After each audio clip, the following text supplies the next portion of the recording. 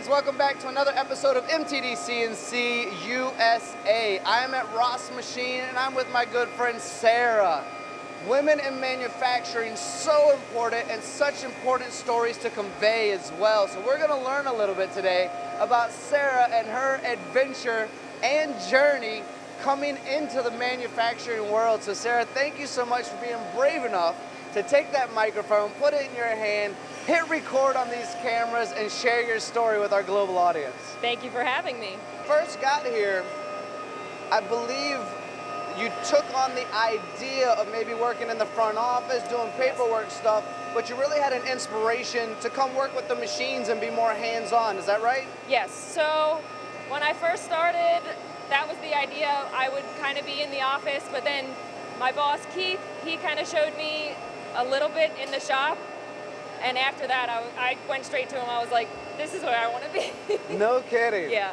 So how long have you been here now? A little over a year and a half. How quickly would you say in that year and a half and being in this really incredible environment? I mean, I don't walk into machine shops all day that are 5-axis machines everywhere with 21 Matsuras, but how quickly did you gain confidence and momentum to where you are today? And where you are today, what's that like?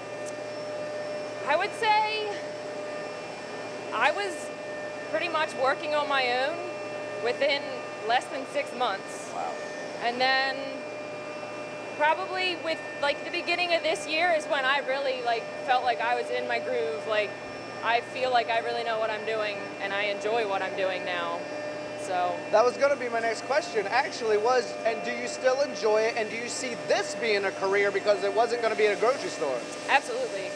I'm really excited about this and the opportunity I've had, and there's so much opportunity to grow just within the machining world in general. So I'm just excited to see where this takes me, honestly. Something I ask in a lot of these interviews when it comes to women in manufacturing is some of the obstacles, trials. Some women felt like they went really smoothly into the workforce. Something I think that's really fascinating about Ross Machine is about 50% of the employees here are women. So were there speed bumps, obstacles, or did it really just feel like home right away? Because there's a lot of family members here as well, right? Yeah.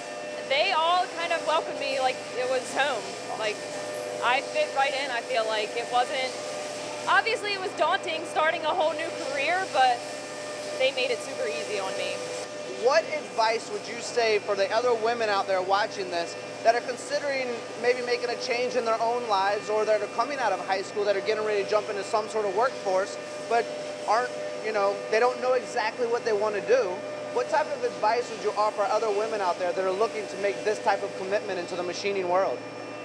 Go for what you're interested in. I mean, I've always been the hands-on type of person. Like I work on my own cars. I've always been into like tinkering into things.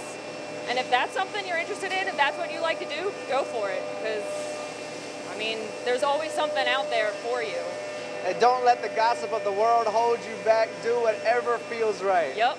Well, thank you for sharing your story with our global audience, Sarah. I think you are amazing. I hope you all out there are equally as inspired as I am by Sarah. Women, we need more of you. So come on and join the manufacturing world just like Sarah did. Sarah, you're awesome. Thank you so much. Thank you.